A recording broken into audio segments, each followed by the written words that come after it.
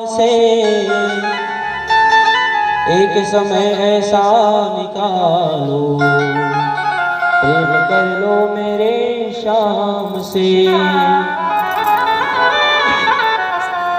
कहते हैं जब भगवान श्री नारायण जी कथा सुनने के अधिकारी बनते हैं उससे पहले अपने जीवन को, अपने शरीर को तारना बहुत आवश्यक है। इसलिए आइए हम सब भी श्री गणेश जी की वंदना करेंगे और कहेंगे क्या, गौरी के लाला हो गण राजा हो, गौरी के लाला हो गण राजा हो,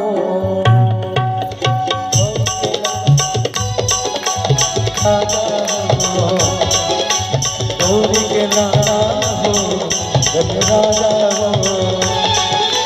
देवा में देवा देवों में देवा महाराजा हो, गौरी के लाला हो गण राजा हो, गौरी के लाला हो गण राजा हो।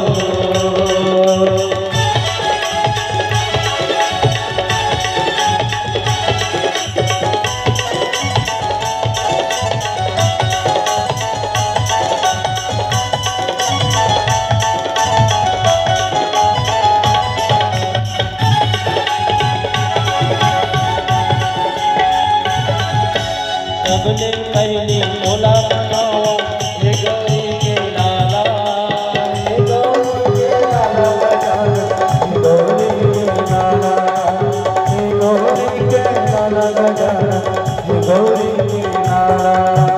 दुखिया तोर चरण बा, दुखिया तोर चरण बा गण राजा हो, गौरी के लाला हो गण राजा हो, गौरी के लाला हो गण राजा हो।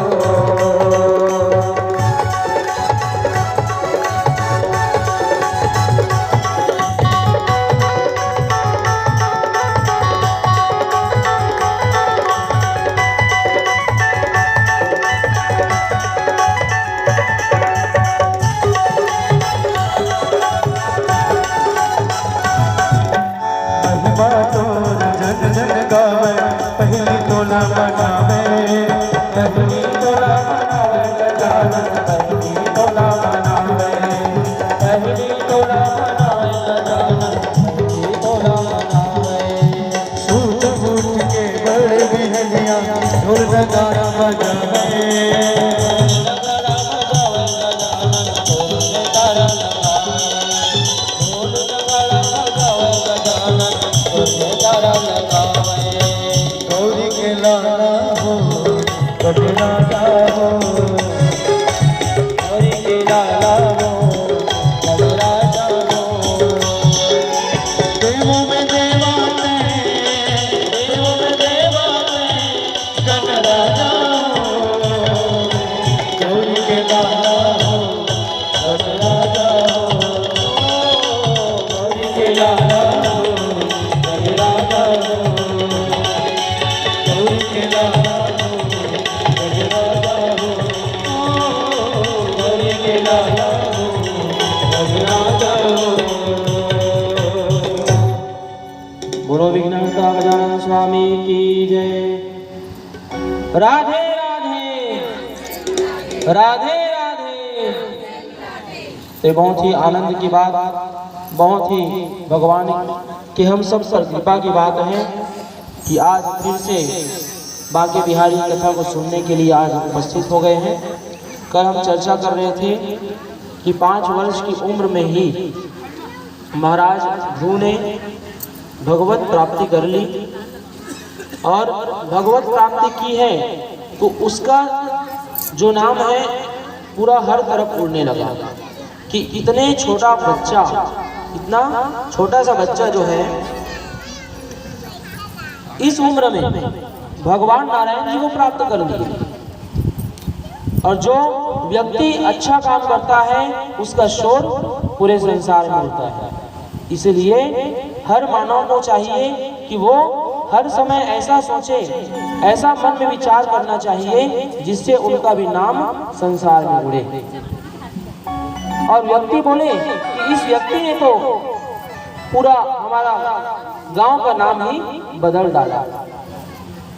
आज महाराज तानपात दौड़ पड़े अपने सिंहासन से, और सिंहासन से दौड़ते हुए महाराज ध्रुव की तरफ आ रहे हैं और मन में सोच रहे हैं क्या कि मैंने तो पूरा आधा जीवन जो है संसार में, माया में, एक स्त्री में ढूंढते हुए गंवा दिया, और मैं उद्देश्यहीन हूँ, मुझे कुछ प्राप्त नहीं हुआ। लेकिन मेरा जो छोटा सा बालक ध्रुव है उसने इस छोटे से उम्र में ही भगवत भक्ति प्राप्त कर ली। तो हम सब भी क्या कर रहे हैं जीवन में, अपने उम्र को गंवा रहे हैं, और हमें भी क्या करना है, ऐसे ही सुरुचि में पड़कर अपने ही मन से संसार में घूम रहे हैं, प्रेम में, वासना में, अंधकार में गोता लगा रहे हैं। लेकिन भैया हमें ऐसे प्रेम अंधकार में गोता नहीं लगाना है। गोता लगाना है या डुबकी लगाना है तो भगवान की कथा में आकर डुबकी लगाओ, वही आपको पार उतार सकता है। बोलो भक्तवत्सल भगवान की जय। शास्त्रों में कहा गया है कि जो भगवान को प्राप्त कर ले या कोई अच्छा काम करके दिखा दे तो उसकी शत्रु भी वंदना करते हैं, है ना। शत्रु को भी सोचना पड़ता है कि अरे ये तो एक से एक काम करते जा रहा है और मैं वहीं का वहीं रुका हूँ। तो ये क्या है, भक्ति का प्रभाव है। और जिसके ऊपर भक्ति का रंग लग जाए तो फिर वो सर चढ़ करके बोलने लगता है। ये क्या है, सुखदेव जी जिन्होंने श्रीमद् भागवत महापुराणी कथा परीक्षित महाराज जी को सुना दी, वही सुखदेव महाराज।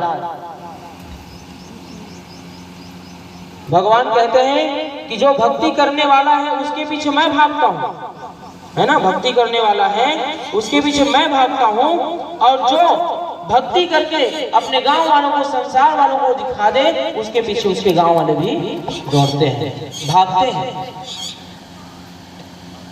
अब हुकारू दे भैया कोनो नहीं रही तो मैं कहता हूँ लांडे भैया है तो हुकारू देवा है ना।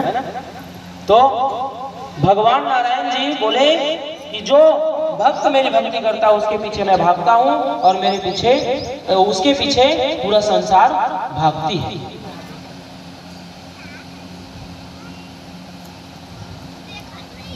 ध्रुव महाराज ने सुरुचि मैया को प्रणाम किया, और सुरुचि मैया को प्रणाम करते ही उन्होंने अपने हृदय से बालक को लगा लिया। और जब बालक को हृदय से लगाया ना तो उस समय उसको इतना अगाध प्रेम उमड़ा जिससे माता सोचने लगी कि मानो अभी अभी मेरे बालक का जन्म हुआ है ना। माता सोचने लगी कि इस बालक का जन्म अभी अभी हुआ है जिसको मैं बहुत ही अगाध प्रेम दे रही थी, ऐसा माता सोचने लगी। भक्त ध्रुव ने कहा कि माता आपने तो मेरे ऊपर कृपा ही कर दी, क्योंकि जब तक माता की कृपा नहीं रहेगी, माता और पिता का आशीर्वाद नहीं रहेगी हम सबके जीवन में, तब तक हम आगे बढ़ने वाले नहीं हैं। और सही बात है, जब भी घर से निकलो, जब भी प्रातः काल उठो तो अपने माता पिता का प्रणाम करो, क्योंकि जब हम प्रणाम करेंगे उसको हमारे छोटे छोटे नन्हे मुन्ने बच्चे देखेंगे तो बच्चे लोग को भी क्या मिलेगा, संस्कार मिलेगा कि हमारे माता पिता अपने से बड़ों का आशीर्वाद ले रहे हैं, तो हमें भी इस आशीर्वाद को लेना चाहिए। रामचरितमानस में भी कहा गया है, पुत्रवती जुगती जग सोई, रघुबर भगत जासु सुत होई। जो सभी का आशीर्वाद प्राप्त करे, है ना, वही उन्हीं को भगवान प्रेम करते हैं। इसलिए हम सबको क्या करना चाहिए, बड़ों का आशीर्वाद हमेशा लेते रहना चाहिए। अब गांव के लोगों में प्रशंसा हो रहा है कि देखो उस बालक ने कितना अच्छा करके दिखाया, भगवान को प्राप्त कर लिए। तो उन्होंने उनका दर्शन करने का सोचा कि चलो चलो चलो ध्रुव महाराज का दर्शन करते हैं, जिन्होंने भगवान के गोदी को प्राप्त कर लिए, भगवान के परम पद को प्राप्त कर लिए, उसका दर्शन हम करने जाएंगे। ऐसा सोचकर पूरे गांव वाले इकट्ठा होकर उनके दर्शन करने के लिए पहुंचे, और यहाँ पर उनको नगर भ्रमण करवाना चाह रहे हैं, है ना, कि जैसे कि अब कोई जीत जाता है चुनाव में, है ना, नगर भ्रमण कर देते हैं, या तो भागवत होता है तो इसके लिए कलश यात्रा नगर भ्रमण करते हैं, शोभा यात्रा होता है तो नगर भ्रमण करते हैं। उसी प्रकार भगवान को प्राप्त करके आए हैं कौन, ध्रुव जी महाराज, इसलिए उनका नगर भ्रमण करने का तैयारी किया गया, जिसमें एक बहुत बड़ा हाथी मंगवाया और उस हाथी में महाराज उत्तानपाद ने कहा कि बेटा चलो इस हाथी में तुम विराजमान हो जाओ। तो यहाँ पर क्या किए ध्रुव महाराज, सबसे पहले अपने छोटे भाई को बुलाया, भाई इधर आओ। हाँ क्या है भ्राता, चलो हाथी में सवार करो। तो भ्राता बोला नहीं भैया ये आपके लिए है, नहीं ये मेरे लिए नहीं है, ये तुम्हारे लिए है। तो यहाँ पर इससे क्या परिचय मिलता है हमें, परिवार को लेकर के चलना। इसका बड़प्पन देखो, छोटा सा बालक है, उसको भगवान की कृपा से ज्ञान प्राप्त है, इस कारण उन्होंने अपने छोटे भाई को पहले हाथी में बैठाया और उसके बाद स्वयं हाथी में सवार किया और नगर भ्रमण कराया गया। तो जो परिवार को लेकर चलेगा, छोटे भाई को लेकर चले, जो माता को लेकर चले, जो पिता को लेकर चले, ऐसा हमें परिवार चाहिए महाराज।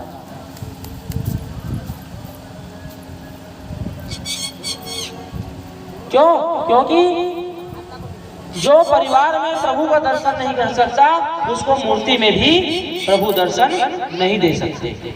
इसलिए परिवार एक घर, एक मंदिर है और उस मंदिर में रहने वाले सदस्य जो हैं प्रभु के अवतार हैं, और उस सब में हम सबको प्रेम के अवतार कृष्ण को देखना बहुत ही आवश्यक है।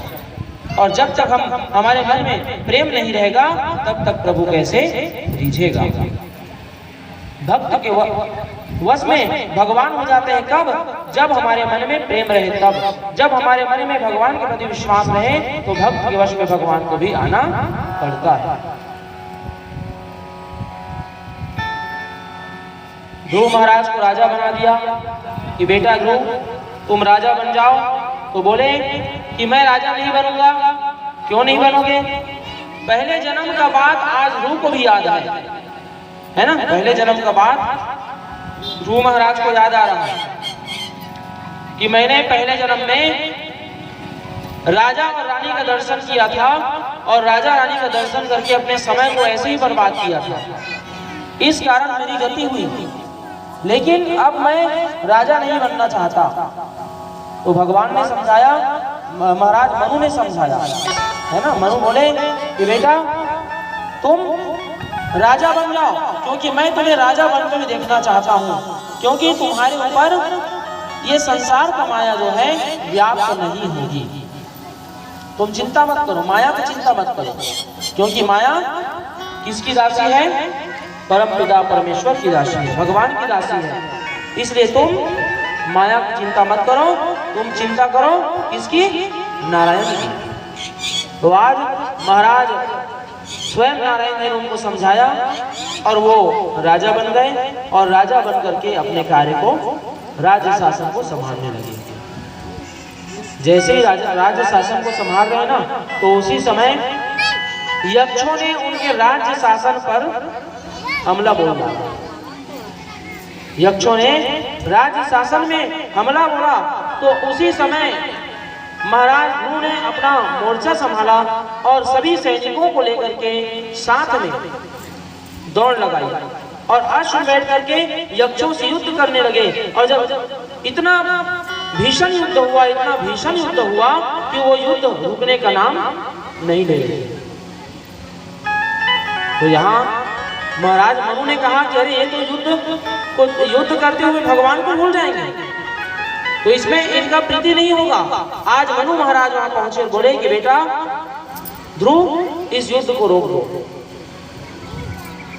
उनका प्रणाम किए, बोले क्यों महाराज? क्योंकि ये तुम्हारा काम नहीं है।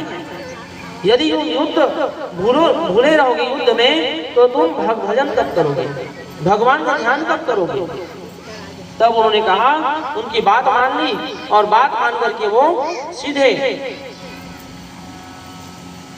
भगवान नारायण जी का भजन करने के लिए निकल पड़े। यहाँ पर उदाहरण दिया गया है कि देखिए यक्षों ने जिस प्रकार महाराज ध्रुव के ऊपर हमला किया, उसके बाद भी उसको प्रेम दिया, है ना। नारायण का क्या काम है? सबको प्रेम बांटना, रुष्ट होना नहीं है। और जब वो रुष्ट होते हैं तो अधर्म को हानि पहुंचाने के लिए होते हैं और धर्म की स्थापना करने के लिए ही होते हैं। और उसी प्रकार महाराज भृगु ने जब भगवान नारायण जी के वक्ष स्थल पर लाल से मारा, तब भी भगवान ने उनके ऊपर रुष्ट नहीं किए। क्या बोले कि भगवान आपको लगी तो नहीं, है ना। मारने के बाद भी यदि हम होते तो गाली गलौज मारपीट ये प्रारंभ हो जाता, लेकिन वहां पर जैसे भी उन्हें लात मारी, भगवान बोले आपको लगी तो नहीं। क्यों महाराज? क्योंकि मेरा जो हृदय है ना बहुत ही कठोर है,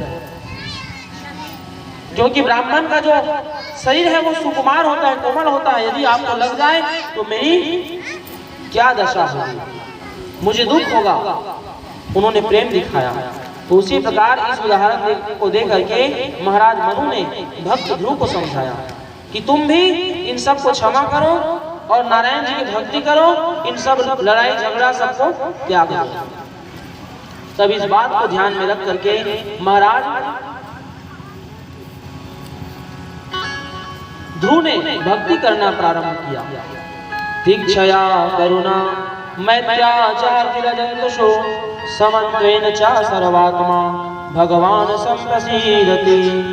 स प्रसन्ने भगवती पुरुषः प्राकृते गुणे विमुद्रो जीविनी मुक्तो ब्रह्मनिषाण वृक्षति।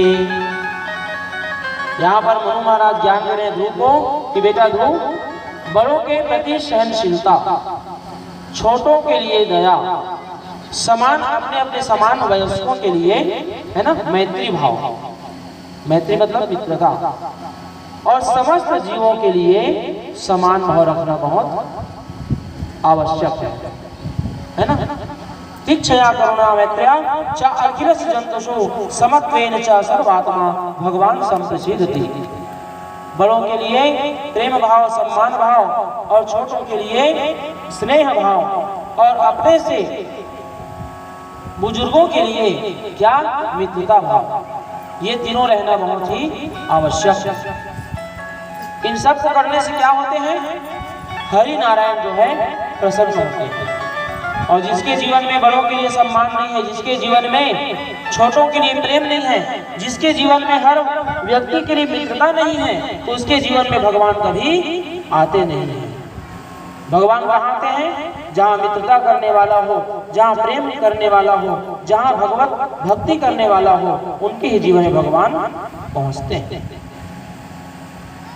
सहनशीलता, करुणा, मैत्री, इससे सब जगत भी प्रसन्न होते हैं।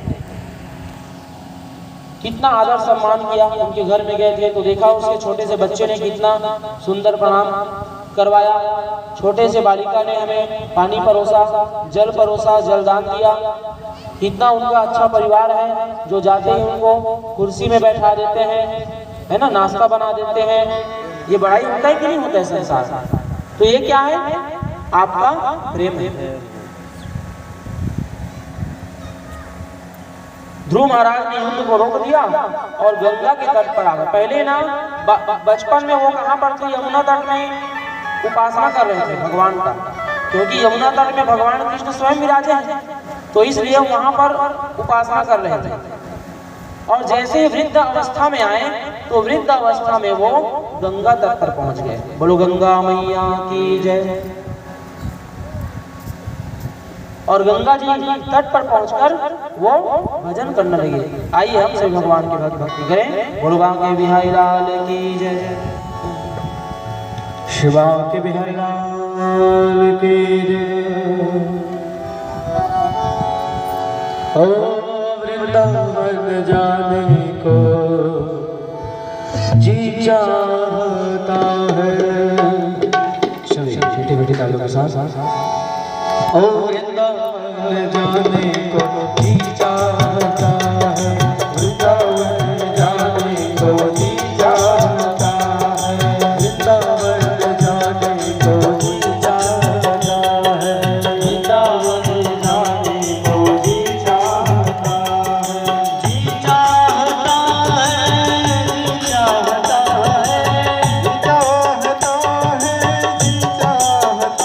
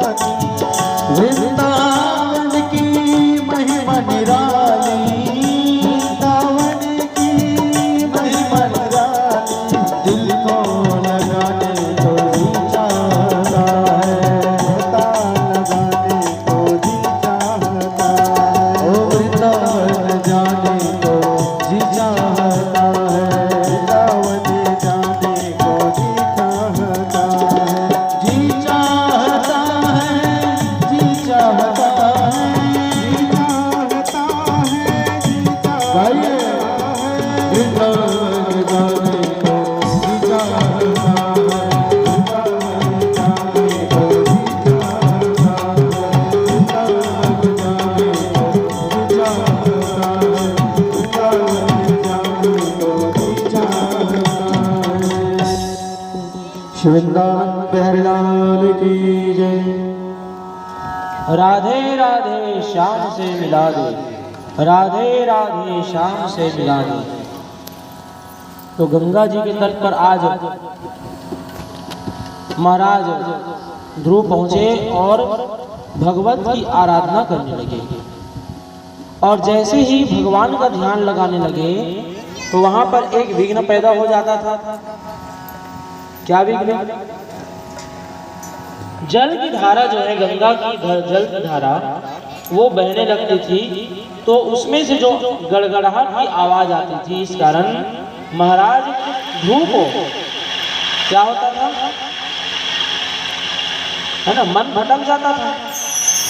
अब बार बार मन भटक रहा था, इसलिए ध्रुव महाराज गंगा तट को छोड़कर जाने लगे। और जब गंगा तट को छोड़कर जाने लगे तो माता गंगा स्वयं प्रकट हो गई। बोलो गंगा महारानी की जय। गंगा क्या करती है? गंगा के तट पर बैठने से और गंगा में नहाने से हमारी मृत्यु सुधर जाती है ना। मृत्यु क्या हो जाती है? सुधर जाती है। और भगवान की कथा जहाँ हो वहां पर बैठकर कथा सुनने से हमें अनेक प्रकार की गंगा, यमुना, सरस्वती, जितनी भी नदियां हैं, जितने भी तीर्थ हैं, उन तीर्थों में स्नान करने का सुअवसर प्राप्त हो जाता है। कहाँ पर? जहाँ हरि कथा हो वहां पर बैठने से। तो आज गंगा मैया स्वयं प्रकट होकर बोली कि अरे बेटा ध्रुव, कहाँ जा रहे हैं? यहाँ तो तुम बैठकर कितना सुंदर भजन कर रहे थे। तो बोले कि माता, जब मैं भजन करता हूँ तो आपका जो कलकल की ध्वनि है ना, ये ध्वनि मेरे कानों में आता है और मेरा ध्यान टूट जाता है। तो माता बोली कि बेटा, यदि ऐसा ही है ना तो अभी मैं शांत हो जाती हूँ, तुम यहाँ बैठकर भगवान का भजन करो। नहीं भैया, मैं अब बैकुंठ जाना चाहता हूँ। क्या बैकुंठ में तुम मुझे मिल सकती हो? तो बोले कि हाँ बेटा, मैं मिल सकती हूँ। क्यों? क्योंकि मैं, ये मेरा भौतिक रूप है ना। गंगा मैया जो पृथ्वी में है वो माता का भौतिक रूप है, लेकिन जो बैकुंठ में निवास रत गंगा है वो अधिभौतिक रूप में है। इसलिए गंगा मैया बोली कि तुम जहां तुम्हारा मन हो वहां बैठ करके हरि का ध्यान लगाओ। तो इस बात को मान करके महाराज ध्रुव ने गंगा जी को प्रणाम किया और बैकुंठ की ओर निकल पड़े। बैकुंठ की ओर जब निकले तो वहां पर एक बहुत सुंदर विमान आया, रथ आया। और जैसे विमान आया, चढ़ने के का प्रयास किए, वैसे ही वहां पर मृत्युदेव का आगमन हुआ। किसका आगमन? मृत्युदेव। मृत्युदेव ने कहा कि महाराज, आप बहुत ही चमत्कारी, भक्ति भाव और प्रेम को देने वाले, अविनाशी नारायण प्राप्त करने वाले, इसलिए आप अपने चरण रज को मेरे सिर पर रखी, है ना, और आप विमान में चढ़ गए। तो एक पैर को उन्होंने मृत्यु के ऊपर रखा, मृत्युदेव के ऊपर, और एक पैर को उन्होंने विमान में रखा। मृत्युदेव के ऊपर रख करके ऊपर विमान में बैठ गए। किसको कहा जाता है विमान? विशिष्ट, है ना, इम्पोर्टेंट पर्सन, वीआईपी कहा जाता है ना, विशेष इम्पोर्टेंट पर्सन। वीआईपी का मतलब यही होता है, विशेष व्यक्ति। वैसे तो अपने अपने जगह में हर व्यक्ति विशेष है संसार में, लेकिन पद में पहुंच जाते हैं ना तो उसको विशेष बोला जाता है। तो विशेष व्यक्ति हो, जो चमत्कारिक व्यक्ति हो, जो भगवान का भक्त हो, उसके लिए विमान आता है। जिस प्रकार से महाराज गोकर्ण धुनकारी के लिए विमान आया था, तो जिस व्यक्ति ने भगवान का भजन भजा है उसके लिए विमान जरूर आएगा। उसी प्रकार हम सब भी यहाँ भगवान का भजन बैठ करके कर रहे हैं, सुन रहे हैं, तो हमारे लिए भी पक्का निश्चित है कि भगवान विमान अवश्य ही भेजेंगे। गुरु भक्त वत्सल भगवान की जय। और यहाँ पर बताया गया, सुखदेव बोले कि हे परीक्षित, जो प्रभु के भक्त होते हैं, यहाँ पर मृत्युदेव के आने का कारण क्या है बताइए? मृत्यु से संसार घबराता है और मृत्यु से संसार घबरा करके कई जतन करता है अपने शरीर को बचाने के लिए, है ना। एक भी यदि हमारे शरीर में कुछ हो जाए, कुछ रोग ग्रसित हो जाए, तो उसको देखकर हम तुरंत चिकित्सक के पास पहुंच जाते हैं, डॉक्टर के पास पहुंच जाते हैं, वैद्य के पास पहुंच जाते हैं कि ये मेरा जो घाव है वो तुरंत ठीक हो जाए। हमें मरने से लगता है डर, है ना, क्या लगता है? डर लगता है। और कोई भी संसारिक मनुष्य जो है, मानव जो है, मृत्यु नहीं चाहता। लेकिन यहाँ पर बताया गया, सुखदेव बोले कि हे परीक्षित, जो भगवान के भक्त हैं, जिन्होंने भगवान की कथा को सुनकर अपने जीवन में धारण कर लिया है, उसको कभी भय मृत्यु से नहीं लगने वाला। बोलो भक्तवत्सल भगवान की जय। काल जो है उसके पास आती है, लेकिन भक्त है ऐसा समझ करके काल फिर से वापस चला जाता है। उसी प्रकार आज भक्त महाराज ध्रुव जब बैकुंठ जा रहे थे तो वहां पर मृत्यु भी आए और मृत्यु ने अब कहा कि आप मेरे सिर पर पैर रखिए। क्यों? क्योंकि आप नारायण के भक्त हैं।